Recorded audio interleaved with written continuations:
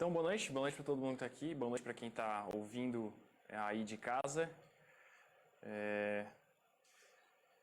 Vamos orar então pela palavra de hoje. Senhor Deus, nós queremos clamar a Ti, Pai, para que Tu fale aos nossos corações por meio da Tua palavra, Senhor. Que não seja, Senhor, doutrina de homens, ensinamento de homens, Pai, filosofias, Pai, ou qualquer outra ideia, Senhor, que não tenha nenhuma origem senão em Ti, Senhor. No nome de Jesus eu te peço, Pai. Fala aos corações de cada um que está aqui te ouvindo, cada um que está em casa, Senhor, que está assistindo por meio da nossa página no Facebook, Senhor. Obrigado, Senhor, porque nós temos essa ferramenta para fazer com que o Teu Evangelho alcance mais vidas, Senhor. Te agradecemos de fato por essa oportunidade, Pai.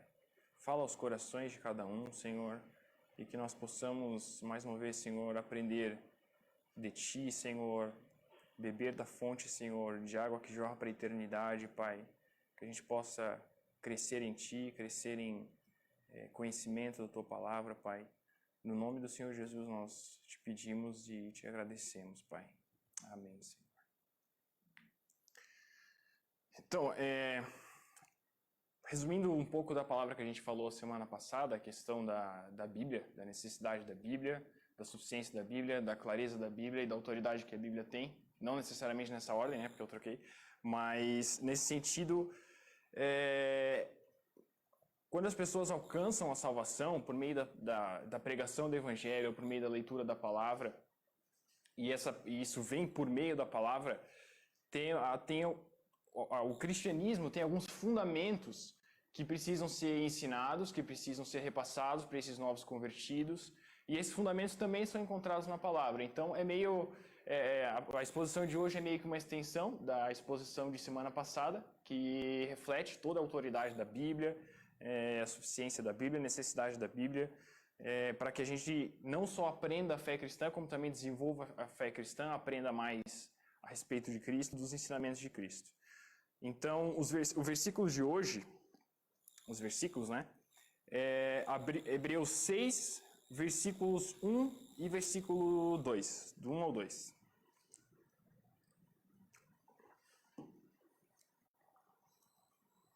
Todo mundo aqui já abriu, só esperando o pessoal de casa abrir, que eu já tinha falado antes.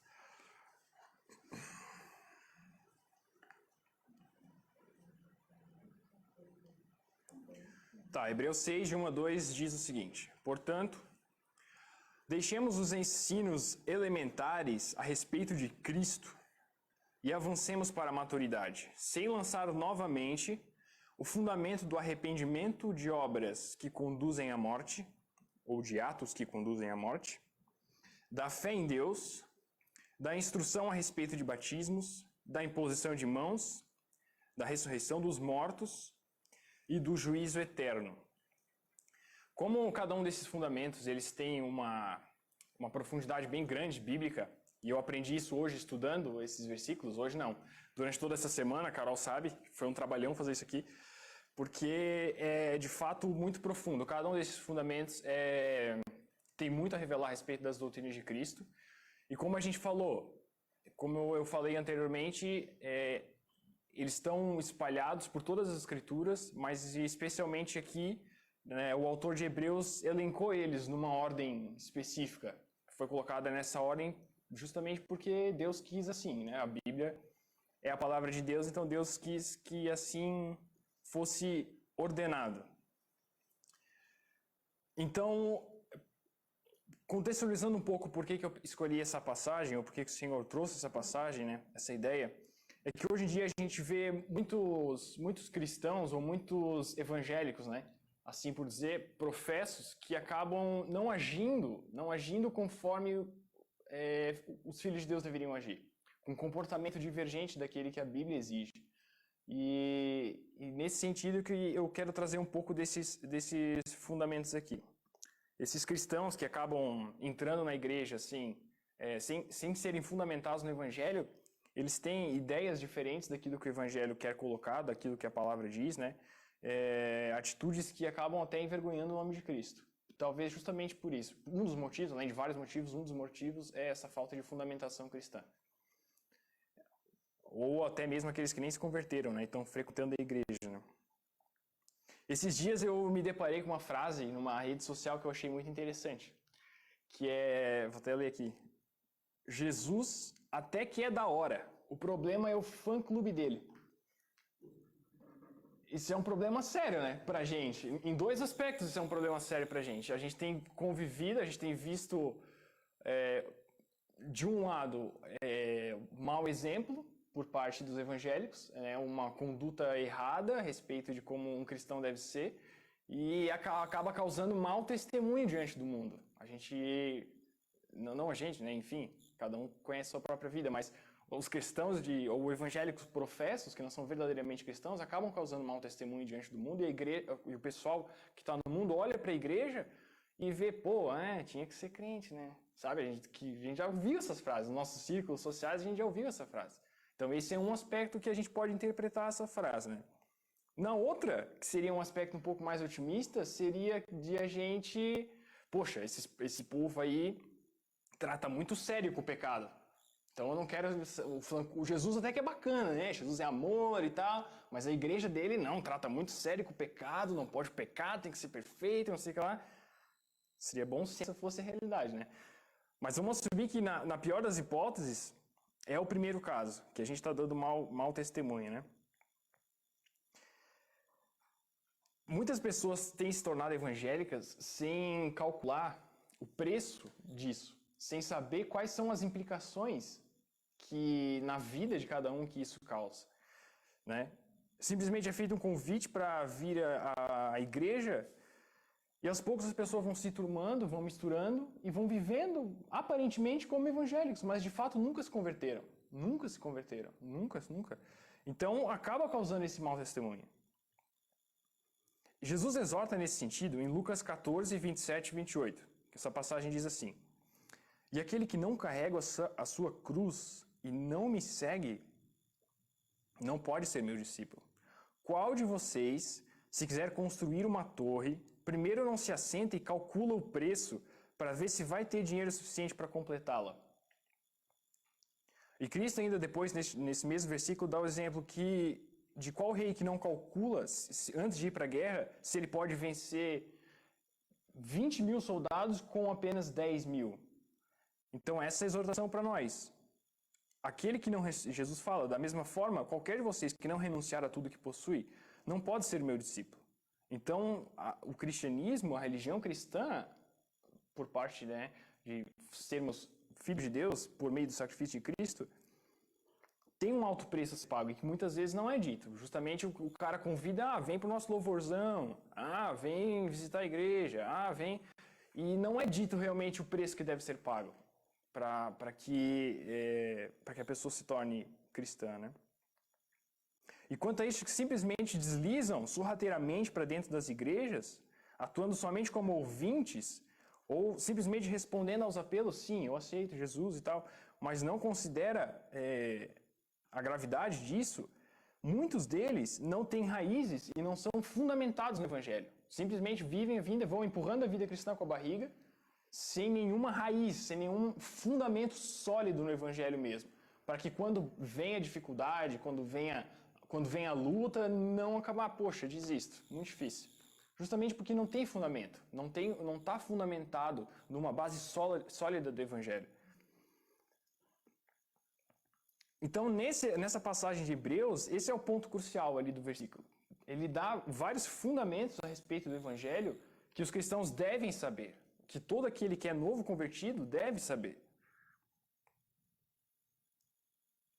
Da mesma forma que a gente constrói uma casa começando pelo fundamento, o cristianismo também possui um fundamento pelo qual todos os crentes deveriam estar muito bem alicerçados. Uma coisa interessante nesse versículo é que ele começa assim: deixemos os ensinos elementares de Cristo e avancemos para a maturidade. Ele começa com essa frase. Então, a impressão que dá quando a gente lê isso é que a gente... então eu vou deixar esses ensinos elementares para trás e vou avançar para a maturidade. Porque Paulo está deixando que é para deixar para trás. Paulo não, né? Já estou dando autor à carta de Hebreus. Supostamente Paulo, então vamos colocar. Ou Apolo, ou Pedro, ou sei lá quem foi que escreveu. Mas enfim, está na Bíblia. Engraçado a gente achar que é Paulo, né? Mas enfim. Parece então que a gente lê, a gente tem a noção de que a gente já sabe todas essas coisas. E a gente quer simplesmente avançar para a maturidade. Dá quase uma vontade assim de pular Hebreus 6, né? Vamos pular para. Se está falando que a gente já sabe, vamos pular para Hebreus 7 já. Mas não é essa a verdade, né? Então, tomando a parábola emprestada de Jesus sobre a casa construída sobre a rocha e a casa construída sobre a areia, se faz necessário que todo cristão estar muito bem fundamentado nos ensinos elementares de Cristo, construído sobre a rocha, os alicerces firmes da construção da vida cristã. E não simplesmente saindo vivendo como um cristão, construindo uma vida aparentemente cristã em cima de nenhum fundamento, ou um fundamento de areia, né? Como a parábola de Jesus fala. Então, o autor de Hebreus não quer dizer que a gente deve, esquece esses fundamentos e vamos avançar para a maturidade. Não é isso que ele quer dizer. Ele quer dizer que a gente tem que saber esses fundamentos, mas que a gente não precisa gastar muito tempo ou recursos neles. Porque assim como a gente não gasta, por exemplo, quando vai construir uma casa, 80% do nosso orçamento todo no fundamento. Não faz sentido, né? Só se você vai construir uma casa num lugar extremamente estranho. Mas mesmo assim se faz necessário a gente aprender esses fundamentos. Assim, por essas informações e por esses fundamentos serem um pouco pesados, e pesados no sentido assim, de ser difícil de digerir, assim, porque são coisas muito feijão com arroz, assim, sabe? Então, nesse sentido, eu vou quebrar em dois aqui. Eu vou começar alguns fundamentos nesse domingo e terminar domingo que vem. Começando, então, pelo primeiro fundamento, que é o arrependimento de obras mortas. É um fundamento extremamente importante. Ali, a palavra grega para arrependimento, nesse trecho, é metanoia. Acho que muita gente já ouviu falar dessa palavra, metanoia, que ela significa transformação de mente, ou troca da mente. A gente tinha uma mente carnal, que é trocada por uma mente espiritual. Que isso é retratado na Bíblia quando a gente se converte, quando a gente morre para o velho homem e ressurge pela fé em Cristo, né? Somos ressurretos em Cristo. Então, a palavra é metanoia, que significa troca de mente, que é a forma utilizada para o arrependimento cristão, que significa uma mudança de mente. E tem uma palavra que é parecida, que é usada nesse sentido, que é metamelomai, que é utilizado no sentido de remorso, mas sem transformação. Então, o arrependimento ele tem esses dois sentidos. A palavra metanoia, que significa troca de mente, e metamelomai, que significa simplesmente remorso, sem transformação.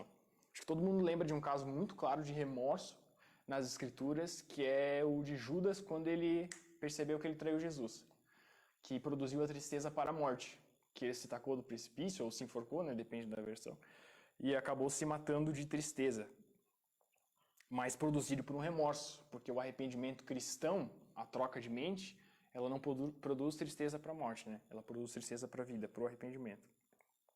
Então, uma pergunta muito interessante agora. De que forma, então, a gente reconhece que o nosso arrependimento é verdadeiramente arrependimento, transformação de mente, ou é simplesmente um remorso?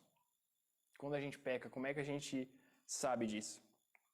O arrependimento tem 3 componentes essenciais para a gente reconhecer se ele é verdadeiro ou não. Primeiro, o pecado é reconhecido. Existe convicção do pecado. O estado natural de todo homem é de queda absoluta. É a doutrina conhecida como a depravação total do homem, né? Como diz a palavra em Efésios, todos pecaram e estão destituídos da glória de Deus.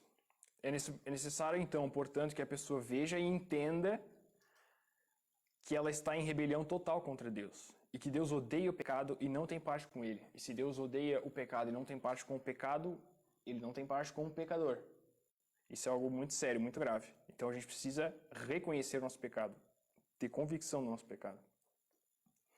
Nesse sentido, o verdadeiro arrependimento é carregado de um sentimento de que essa condição de pecaminosidade que a gente estava, ou quando a gente peca mesmo depois de cristão, mesmo depois de convertido, a gente ofende a santidade de Deus. A gente ofende um dos atributos mais importantes de Deus, que é a santidade dele, de que ele não pode ter comunhão com o pecado. E não é simplesmente um pesar sobre eu ter feito algo errado ou imoral. Ou ou até um medo de sofrer um castigo posterior. A gente tem sim, a gente tem que ter o temor, principalmente da consequência eterna do pecado, que é a morte e a separação eterna de Deus. Mas esse não deve ser o fator primário. A convicção do pecado é intelectual, então. A convicção do pecado é intelectual. Nós temos que ter na nossa mente claro de que a gente pecou contra Deus. Daí como é que a gente vai saber? Tá, mas como é que eu sei que eu pequei contra Deus? De novo, como a gente falou semana passada, nas Escrituras. Nas Escrituras a gente tem claro a lei de Deus, o que Ele quer para nós, qual o comportamento exigido de quem é cristão, nós temos tudo isso nas Escrituras. Então, o primeiro componente, o pecado é reconhecido e existe a convicção do pecado, e esse é um fator intelectual. Segundo ponto, o pecado é lamentado e aborrecido. Existe uma contrição pelo pecado. Contrição é uma tristeza assim profunda, interna. Como diz Paulo em 2 Coríntios 7,10, a tristeza, segundo Deus, não produz remorso, mas sim um arrependimento que leva à salvação. E a tristeza, segundo o mundo, produz a morte, como a gente viu no caso de Judas. A contrição pelo pecado é um fator emocional, e a sua condição diante de Deus como pecador traz a tristeza segundo Deus, pois sabemos que, como filhos de Deus, desagradamos ao nosso Pai Celestial. Então, o primeiro fator é intelectual, o segundo fator é emocional, no sentido de a gente tem que sentir a tristeza segundo Deus pelo pecado que a gente cometeu, aborrecer esse pecado profundamente, e isso vem pelos sentimentos. É comum, pelo menos, ao verdadeiro cristão, quando peca, expressar isso em lágrimas, né? Quando se arrepende do seu pecado, expressar isso em lágrimas. Então, esse segundo fator é o emocional, né?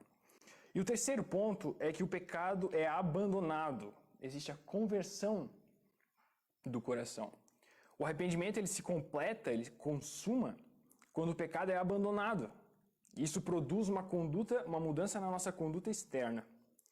O abandono do pecado envolve a voluntariedade da pessoa. Agora envolve a vontade, a nossa vontade de abandonar o pecado. Assim, o arrependimento, o verdadeiro arrependimento cristão, envolve todo o nosso ser, envolve tudo aquilo que a gente é.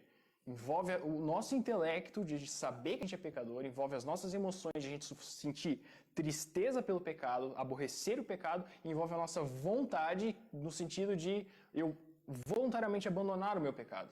Então, o arrependimento divino, ele completa todo o nosso ser, ele preenche o nosso ser. Já o remorso, ele vai... Tá, eu sei que eu pequei, mas veja bem, né? A gente começa a inventar umas desculpas ali, pô, até um pouquinho triste, mas acaba não abandonando o pecado. Isso, na verdade, só é simplesmente remorso.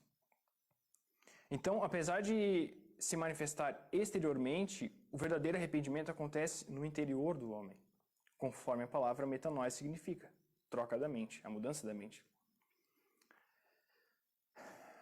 Dessa mesma forma, a fé é um dom de Deus. Conforme veremos a seguir, da mesma forma que a fé é um dom de Deus, o arrependimento também é concedido por Deus. Por isso, a gente vai analisar os dois conjuntamente, que depois eu vou explanar um pouquinho mais. Paulo, na segunda carta a Timóteo, nos versículos 24 e 25 do capítulo 2, ele fala o seguinte: E ao servo do Senhor não convém contender. A primeira vez que eu li esse versículo, eu fiquei bem impressionado. Mas sim ser manso para com todos, apto a ensinar, sofredor, instruindo com mansidão aos que resistem, a ver se, porventura, Deus lhes dará o arrependimento para conhecerem a verdade. Então, Deus, além de dar fé, a gente sabe, a gente está habituado a ler que a fé é um dom de Deus, né? Está escrito por todas as Escrituras. Mas quando eu tive meio que... A gente já leu isso aqui várias vezes, mas quando eu li assim a primeira vez que abri os olhos para isso, pensei, pô, Deus concede o arrependimento também. Então, isso é um pouco grave, assim, né? No sentido de que eu tenho que clamar até para que Deus me conceda o arrependimento. Tu vê como a gente precisa de Deus, né? Para tudo. E ainda na passagem de Atos 5:31, Deus, com sua destra, elevou a príncipe e salvador para dar a Israel o arrependimento e a remissão dos pecados. E ainda depois, no relato de Lucas ali na carta de Atos, os irmãos muito se alegraram porque Deus concedeu o arrependimento também aos gentios. Não era só algo aos judeus, também foi concedido, Deus concedeu o arrependimento aos gentios. Então, esse é o primeiro fundamento, basicamente, da questão do arrependimento. E a gente sabe que é Deus quem concede o arrependimento. Vamos para o segundo fundamento, que é a fé em Deus. Eu quero começar definindo o que é a fé salvadora. A fé salvadora é confiança e dependência no Senhor Jesus Cristo como nosso único Salvador pessoal e Cordeiro de Deus que foi morto pelos nossos pecados. Muitas vezes, como a gente estava falando no início, quando uma pessoa ela se chega à igreja e perguntam para ela, depois é feito o apelo, né? Ah, você aceita Jesus como Senhor e Salvador da sua vida? A pessoa diz sim, mas ela não sabe nem o que é fé, que tem essa definição extremamente complexa, e nem, por exemplo, o que, como eu falei antes, o que precisa, o que a pessoa precisa fazer para receber essa fé. No caso, não é nem falado sobre o arrependimento. Então, a pessoa precisa dessa confiança e dependência no Senhor Jesus Cristo como único Salvador pessoal. E saber que Cristo é o Cordeiro de Deus que foi morto pelos pecados de cada um. Essa é a definição de fé salvadora. Guarda esse termo fé salvadora que a gente vai usar relativamente bastante depois. É uma entrega completa a Cristo. Então isso quer dizer que a fé, ela não é meramente uma crença histórica de que existia um cara chamado Jesus e que ele era muito influente na história e levou um monte de gente para uma religião chamada cristianismo. Não é isso, a fé não é uma crença vazia num fato histórico. Também não quer dizer que a fé é uma compreensão intelectual de várias doutrinas acumuladas, sabe, alguma matéria que a gente aprende na escola, por exemplo. A fé também não é isso. E a fé, então, é um dom de Deus, é algo espiritual que envolve todo o nosso ser. E a fé é transformadora. O fato de a gente crer em Deus já é uma obra do próprio Deus. Como a gente falou. Jesus mesmo disse, aquele a quem Deus o deu, ele jamais os lançará fora. Deus é quem nos dá a Cristo. E isso vem por meio da fé, né? Então, o arrependimento e a fé são graças e dons, né, inseparáveis, e ambos são dados por Deus. E a gente sabe que a fé, ela é um dom de Deus que é dado a nós. A gente lê isso em Efésios 2:8, por exemplo, que diz: porquanto, pela graça sois salvos por meio da fé, isso não vem de vós, é dom de Deus. Então, visto que a graça, que são graças inseparáveis, tanto o arrependimento quanto a fé, por que o arrependimento e a fé precisam ser analisados juntos? Então, os dois são inseparáveis. Por que a gente precisa analisar eles juntos? Porque o arrependimento sem a fé é simplesmente um remorso. Porque a gente não está crendo em nada. É simplesmente um remorso. A fé sem arrependimento é simplesmente a gente crer em fatos históricos, como foi dito antes.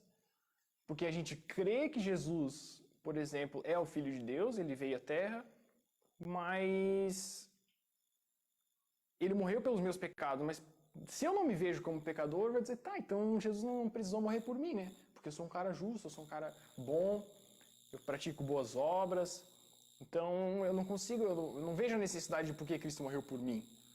Então, para tu ver como uma coisa é dependente da outra, arrependimento e fé andam juntos, eles são correlacionados, né? Então, arrependimento sem fé é remorso. E fé sem arrependimento é uma crença vazia. Por isso, então, que a fé ela se expressa em obras e em frutos. Como a gente pode ver em Gálatas, por exemplo, que a fé ela se expressa por meio do amor, por meio dos frutos do Espírito, que devem ser desenvolvidos na vida do cristão, bondade, paciência, benignidade, enfim. E também é dito em Tiago que a fé sem obras é morta. Então, a fé para ser viva, ela se manifesta através de frutos e através de obras. Outra coisa que a fé não é, que é bom a gente destacar aqui, que não se confunde fé com esperança, por exemplo. O que a gente acaba confundindo muitas vezes na vida cristã essas duas coisas, né? A fé por 3 motivos. A fé é uma confiança, enquanto que a esperança ela é uma expectativa. São 2 coisas diferentes. Segundo ponto, a fé é firmeza sobre algo presente e conhecido. Esperança é algo para o futuro. Cristo é o alvo da fé. Já a salvação e libertação do corpo do pecado, por exemplo, e a nossa glorificação é alvo da esperança. A gente crê hoje, neste momento, que Cristo morreu pelos nossos pecados e Ele é o nosso Salvador. A gente espera futuramente sermos salvos do corpo do pecado e sermos glorificados. São duas coisas distintas. A gente tem que ter isso bem claro na nossa mente, né? Não é o famoso, vamos ter fé que tudo vai dar certo. Não, isso não é fé, isso é esperança. Fé é a certeza das coisas que existem. Hebreus 11:1. Ora, a fé é o firme fundamento das coisas que a gente espera e a prova das coisas que não se veem, a prova atual das coisas que não se veem. Por exemplo, a gente tem fé que Cristo morreu na cruz pelos nossos pecados. E a prova disso tem que estar firme no nosso coração por meio da fé. O Cristo revelado objetivamente às nossas mentes e nos nossos corações é o alicerce da nossa fé e é produzida pelo próprio Deus por meio do Espírito Santo. Paulo deixa isso claro em Romanos 10, do 11 a 17, especialmente quando ele diz que a fé vem pelo ouvir e o ouvir a palavra de Deus, como a gente já deixou isso bem claro no domingo passado, né? Ouvir a palavra de Deus é o que produz fé nos nossos corações. Então, se a gente acaba reclamando, poxa, mas eu não tenho fé suficiente, sabe? Eu não consigo crer. Eu espero que as coisas vão melhorar, mas eu não consigo crer. Não tenho fé nisso. Então, a instrução da palavra para nós é que a fé vem pelo ouvir. E o ouvir a palavra de Deus. Então, se hoje nós não temos fé, talvez a gente não está ouvindo o suficiente a palavra de Deus. E ouvir a palavra de Deus, ela vem pelos meios da graça, como a gente falou ontem no estudo, acho que foi ontem. Leitura da palavra, oração e comunhão. Então, Cristo, a gente tem que ter mais de Cristo. E Cristo é o verbo encarnado de Deus. Ele é tanto o autor, é ele quem produz a nossa fé, como consumador da nossa fé, como sendo o alvo da nossa fé.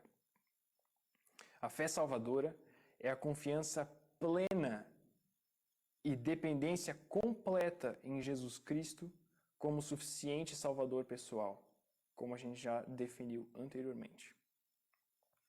Terceiro fundamento.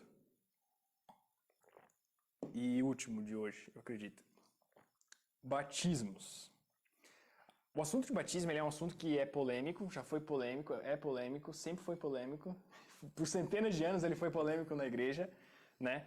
Mas ele é um rito que está na Bíblia, nós devemos cumpri-lo. E a gente vai tratar de alguns aspectos que sofreram esse tipo de discussão durante todos esses anos. Primeira coisa, o administrador do batismo. Quem pode batizar, né? Algumas pessoas dizem que não faz diferença nenhuma quem seja o administrador do batismo. Apesar de que no Novo Testamento a gente vê a figura de João Batista como sendo alguém designado por Deus justamente para essa missão, justamente para essa tarefa, trazer o arrependimento por meio do batismo, né? Que as pessoas se batizavam para o arrependimento ou para o perdão dos pecados. Então, João Batista recebeu essa função especial, e sendo que o próprio Cristo andou uma relativa grande distância para receber o batismo de João. Não foi qualquer um que batizou. Ou imagina a polêmica que ia ser o cara chegar lá, você é batizado por um fariseu. Será que o cara ia aceitar um batismo desse? Tipo, o cara ia ficar meio desconfiado, assim. Se tinha João Batista, né? Então Jesus andou essa distância para receber esse batismo de João. E nesse sentido, então, o que a Bíblia fala? Mateus 28, 18 a 20. A grande comissão. Chegando-se Jesus, falou-lhes dizendo, é-me dado todo o poder no céu e na terra. Portanto, ide, ensinai todas as nações, batizando-as em nome do Pai, do Filho e do Espírito Santo, ensinando-as a guardar todas as coisas que eu vos tenho mandado. E eis que eu estou convosco todos os dias, até a consumação dos séculos. Amém. Essa ordenação ela foi dada aos apóstolos, e os apóstolos ali eles representavam a autoridade da igreja. Os apóstolos eram a autoridade da igreja. Depois eles vão ser, no relato de Atos ali, a gente vê como eles são a autoridade da igreja, né? Como apóstolo só tinha os 12 e Paulo, e esse ofício se encerrou ali, não existe mais apóstolos no dia de hoje, então a gente entende que essa ordenação de Cristo é para a igreja. A igreja é que tem que ordenar o batismo. A grande comissão é um ordenamento para a igreja. Não está falando para ímpios ir lá e pregar o evangelho e batizar todo mundo. Está falando para a igreja fazer isso. Então a igreja é o corpo de Cristo. E Cristo, sendo a cabeça do corpo, realiza suas obras pelo corpo. Então, é por meio do corpo de Cristo que Cristo realiza as obras dele, por meio da igreja. E a igreja também é o templo de habitação do Espírito Santo. Sendo a igreja a habitação do Espírito Santo, é ele quem dirige a obra de Cristo no corpo e fará por meio do seu corpo, que é a igreja. O batismo também é o meio pelo qual os crentes se tornam membros do corpo de Cristo, da igreja local. Como Paulo diz em 1 Coríntios 12, 13. Olha só. Todos nós fomos batizados em um espírito, formando um corpo. Todos nós fomos batizados, os cristãos que foram batizados em um espírito. E por meio do batismo nós somos inseridos no corpo. É a porta cerimonial para entrar na igreja. Nesse sentido, a igreja tem autoridade sobre essa porta. A igreja tem autoridade sobre essa porta cerimonial de entrada na igreja. Isso está implicado, por exemplo, na exclusão de crentes pecaminosos ou na reinclusão daqueles que se arrependem. Em 1 Coríntios 5, do versículo 1 ao versículo 17. Tá, passar esse ponto, quem são os candidatos do batismo? Quem pode se batizar? Se Deus deu o arrependimento e a fé, Deus nos dá o arrependimento e Deus nos dá a fé, o próximo passo seria o batismo, que até está na ordem do versículo. A Bíblia é clara em dizer que a fé salvadora, pessoal, é um pré-requisito do batismo. Como a gente viu antes, a fé é um dom de Deus e deve ser exercido por nós. Assim, não existe qualquer indício nas Escrituras de que alguma pessoa foi batizada sem fé. Não existe indício nas Escrituras de que alguém foi batizado sem ter fé. Onde os detalhes foram dados nas Escrituras, a fé de quem foi batizado está implícita, ou está indicada, né?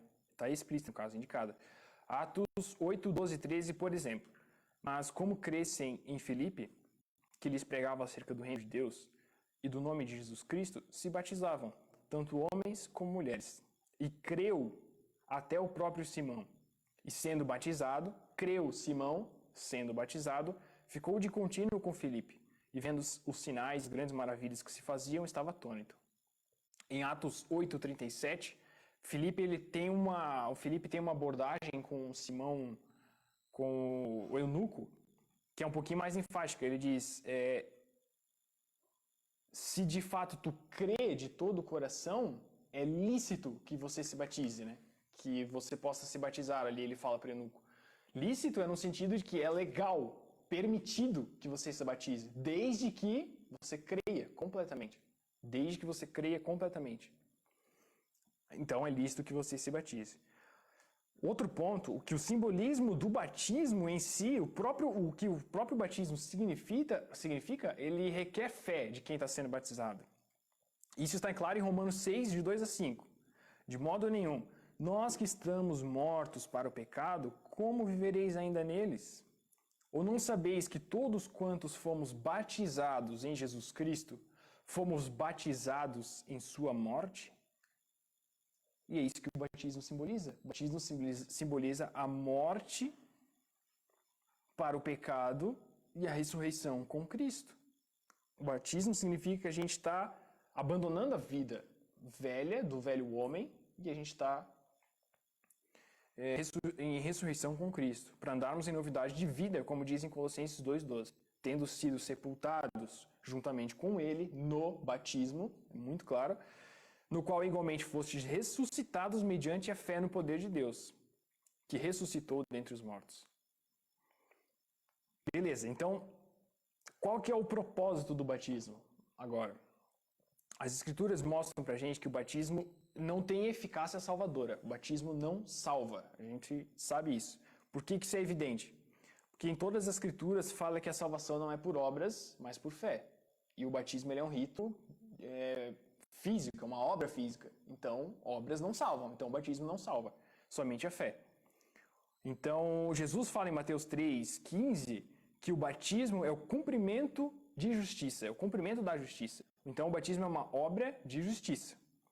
Nesse mesmo sentido, 1 João 1,7 fala que o sangue de Jesus é que nos purifica de todo o pecado, e não o batismo. Qual o propósito, então, do batismo? O propósito do batismo é manifestar a salvação, a nossa salvação, testemunhando a morte do crente para o pecado, testemunhando diante da igreja, diante do mundo, a morte do pecado, a morte do velho homem e, quando a gente sai do batismo, no caso, a ressurreição, conforme as passagens de Romanos 6 e Colossenses 2. Então, eu vou continuar os próximos pontos na semana que vem, porque tem bastante coisa para a gente assimilar aqui só nesses 3 fundamentos, né? O arrependimento, a fé em Deus, o arrependimento de obras mortas, a fé em Deus e os batismos, o batismo no caso. Então, eu espero que vocês tenham entendido mais ou menos o que eu quis explicar aqui, para vocês verem por esses aspectos, principalmente nos aspectos do arrependimento, que envolve todo o ser do cristão, a fé salvadora que é necessária para que a gente de fato seja salvo, creia em Deus, são fundamentos, e o próprio batismo que insere a gente no corpo de Cristo, são fundamentos extremamente necessários para a vida cristã, principalmente dos novos convertidos, aqueles que estão entrando agora na igreja, né? E para a gente que já tem um pouco mais de experiência, um pouco mais de tempo de fé, é bom para a gente relembrar essas coisas, para que a gente possa falar a quem a gente está proclamando o evangelho, para que a gente possa ser claro a respeito do que é necessário, principalmente a questão do arrependimento e da fé em Deus, que é extremamente necessário. Ninguém se converte sem arrependimento, ninguém se converte sem fé. E nisso tudo, englobando o que a gente falou hoje e falamos domingo passado, ninguém se converte sem ouvir a pregação da palavra de Deus. E esses fundamentos são aspectos da pregação da palavra de Deus. Então, para quem já sabe, espero que tenha ficado bem reforçado no coração de cada um de vocês. E para quem está ouvindo pela primeira vez, eu espero que tenha sido claro o suficiente. Amém, irmãos? Vamos orar então. Senhor Deus, mais uma vez, Pai, queremos te agradecer, Senhor. Te agradecer pela tua palavra, Senhor, te agradecer. Tu não cansa de falar com a gente, Senhor. Mesmo a gente errando, mesmo a gente falhando, Senhor. Mesmo a gente correndo para longe de ti, Senhor, com toda a força que a nossa carne tem, Senhor. Tu nos resgatas, Senhor. Tu nos lembra que devemos nos arrepender, Senhor, e que esse arrependimento tem que envolver todo o nosso ser, Senhor.